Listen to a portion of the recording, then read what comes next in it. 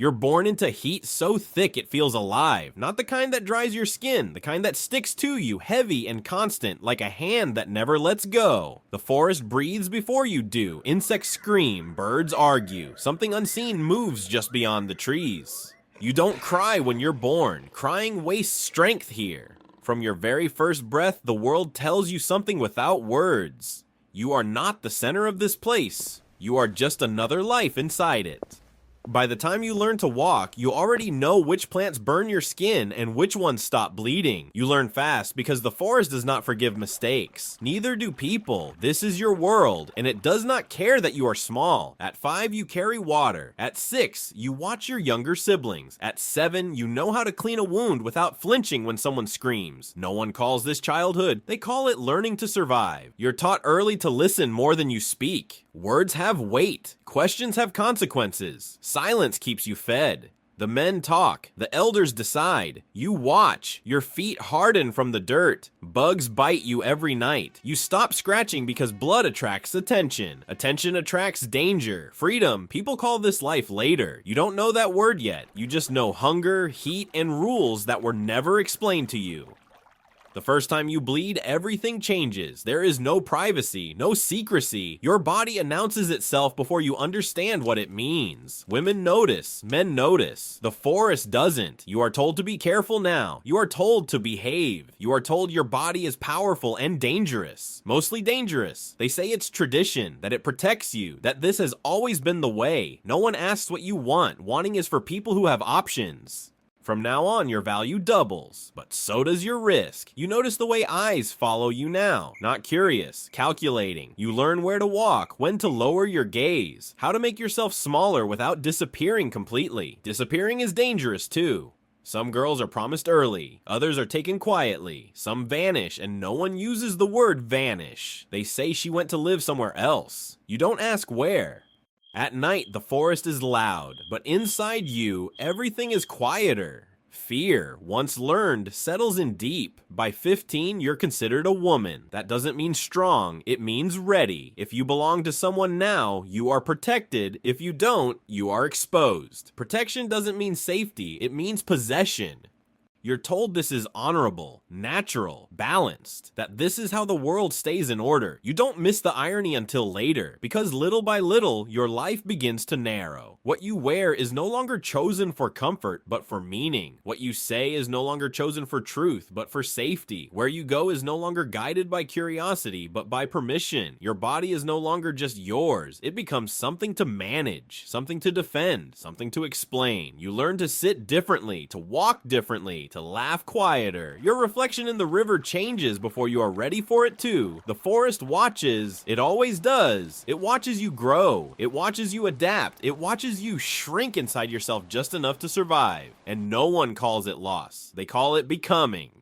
Then come the outsiders, not all at once, not loudly at first. They arrive with boots that crush the undergrowth where your feet once moved freely, with radios that spit voices you don't understand, with smiles that don't reach their eyes. Some carry Bibles, some carry maps, some carry guns disguised as jobs. They call your home untouched, virgin, pure. They don't mean you. To them, your land is empty unless it's profitable. Your people are scenery unless you're useful. Your body is invisible until it isn't. They take photos of the forest. They measure the rivers. They point at hills and speak in numbers. You don't know what they are deciding. You only know that every decision made far away lands here. They promise change, medicine, protection. They don't promise to stay.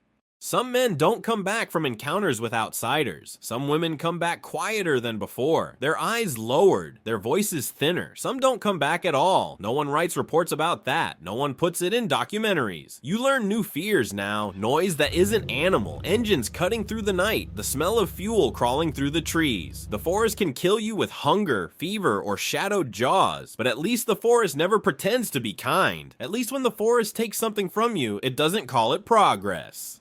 If you become a mother, everything shifts again. A child makes you valuable. A child makes you weak. While you're pregnant, people are gentler with you. You eat more. You rest more. Your body is treated carefully now, not because of you, but because it carries the future. You feel important for the first time, and afraid for the first time in a new way. Once the child is born, the softness disappears. You're strong again, required again, replaceable again. Your nights become shorter. Your fears become sharper. If your child is a boy, he is celebrated. If your child is a girl, she is watched. You already know what that means. You look at your daughter and see your own childhood waiting for her like a shadow that never leaves. You teach your daughter early, not hope, not dreams. You teach her distance, awareness, silence. You teach her which paths to avoid and which smiles mean danger. You teach her how to say no without saying it. You hate yourself for how good you become at this.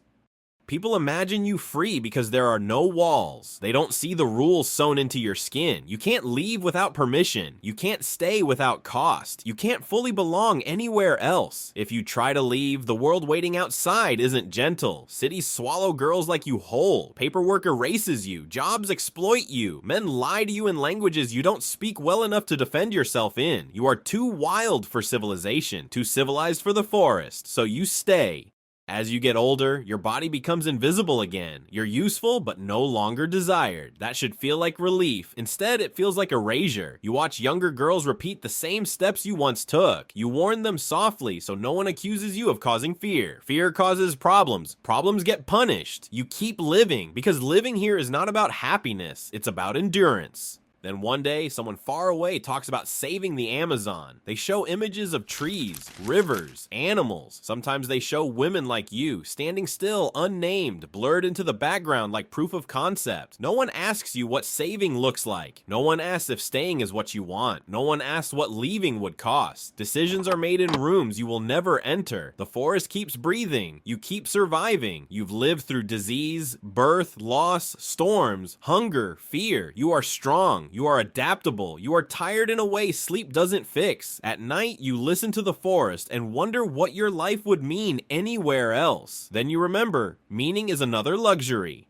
This is why it sucks to be an Amazonian woman. Not because the forest is cruel. The forest is honest. It kills to survive. It takes to feed life. It never pretends otherwise. What breaks you isn't the rain, the hunger, the insects, or the dark. It's everything built on top of the forest that pretends to be better than it. It's being romanticized as free, while living under rules you never wrote. It's being called protected, while being constantly at risk. It's being invisible when you suffer, and suddenly visible when someone needs something from you. Because no one owns you, but everyone decides for you, your body, your role, your future, your silence. You survive in a place people love from a distance. They fight for its trees. They mourn its animals. They sell its image to the world, but they never stay long enough to love the women who endure it. The forest keeps breathing. You keep surviving, and the world keeps calling that balance.